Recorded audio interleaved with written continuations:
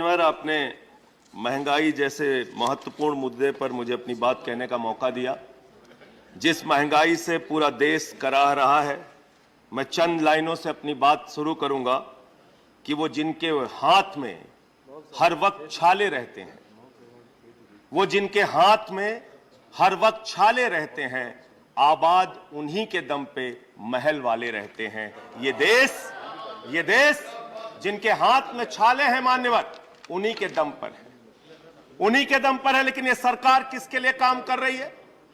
नौजवान कहता है नौकरी दे दो, सरकार कहती है पैसा नहीं है, अग्निवीर लेके 4 साल की नौकरी करो।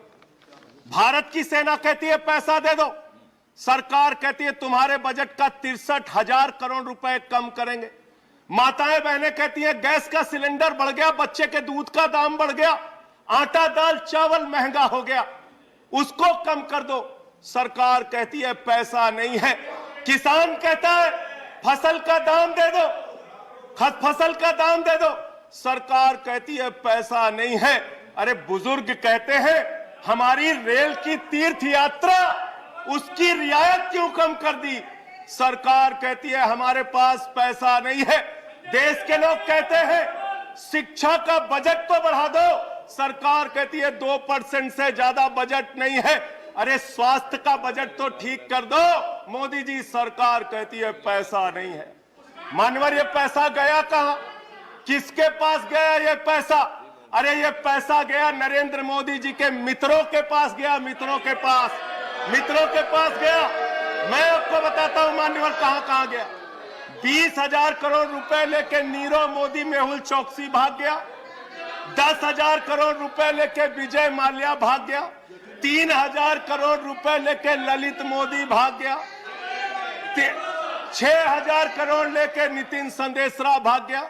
और ये मेरी जानकारी नहीं है, ये मेरी जानकारी नहीं मान्यवर, इस सरकार ने बताया पूंजीपतियों का 11 लाख करोड़ रुपए माफ किया। 11 लाख करोड़ रुपए आप जीरो लगाते लगाते थक जाएंगे मान्यवर, इतना पैसा इन्होंने पूंजीपतियों को माफ किया।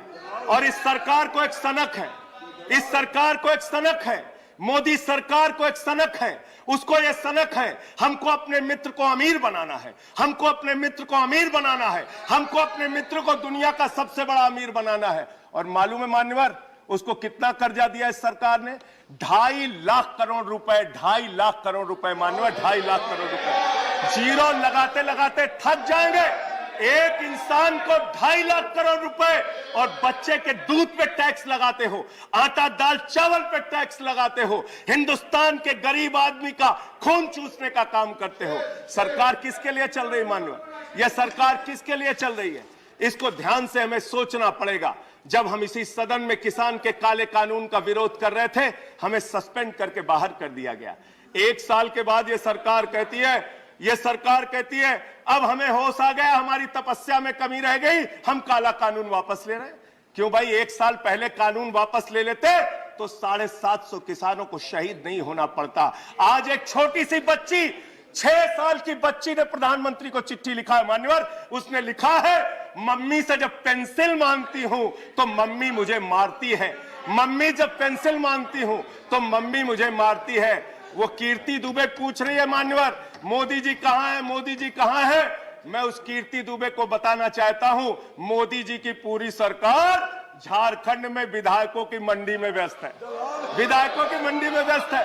विधायक के खरीदने में लगे मान्यवर, विधायक खरीदने में लगे। ये पूंजीपतियों की सरकार चल रही है, पूंजीपतियों की गुलामी करने वाली सरकार चल रही है, जो इस देश के अंदर महंगाई बढ़ाने का काम करती है। गरीब के लिए खाने के लिए पैसा नहीं।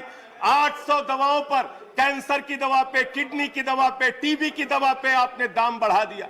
आपने अस्पताल के कमरे तक पे दाम बढ़ा दिया। आपकी सरकार डीएचएफएल के लिए काम करती है। 34,000 करोड़ रुपए बैंकों का घोटाला डीएचएफएल ने किया और 29 करोड़ रुपए भारतीय जनता पार्टी को चंदा दिया है मान्यवर। इनसे हिसाब मांगना चाहिए।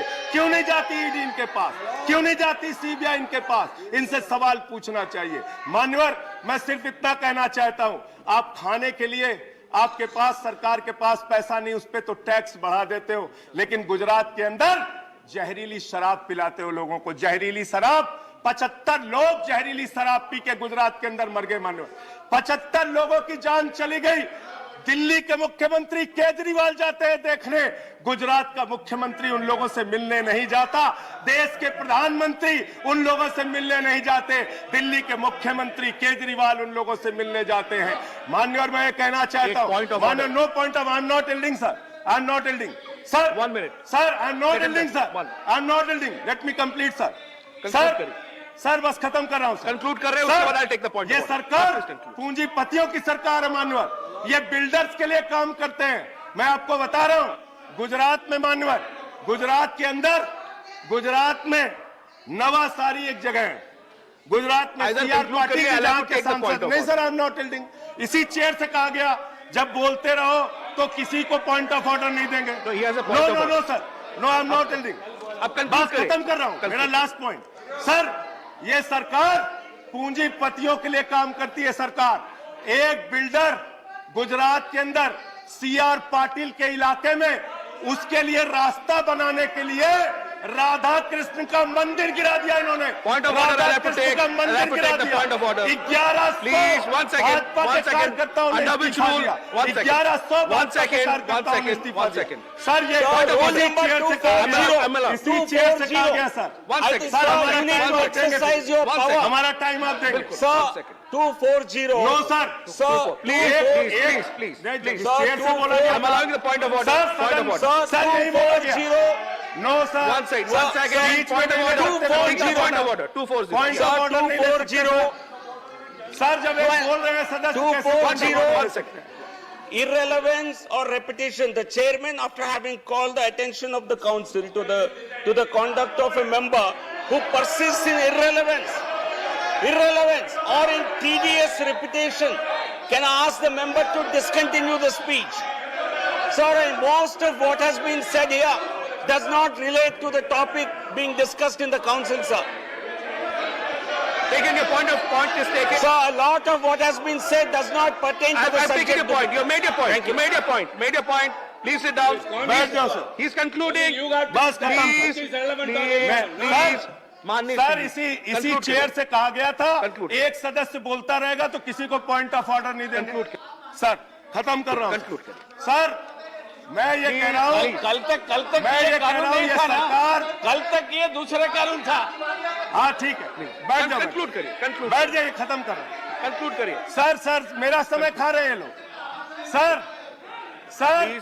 गुजरात में एक बिल्डर की सड़क बनवाने के लिए राधा कृष्ण का मंदिर गिरा दिया इन लोगों ने। कंक्लूड करिए, ये बिल्डर्स की गुलामी कर रहे हैं। Please conclude, thank you.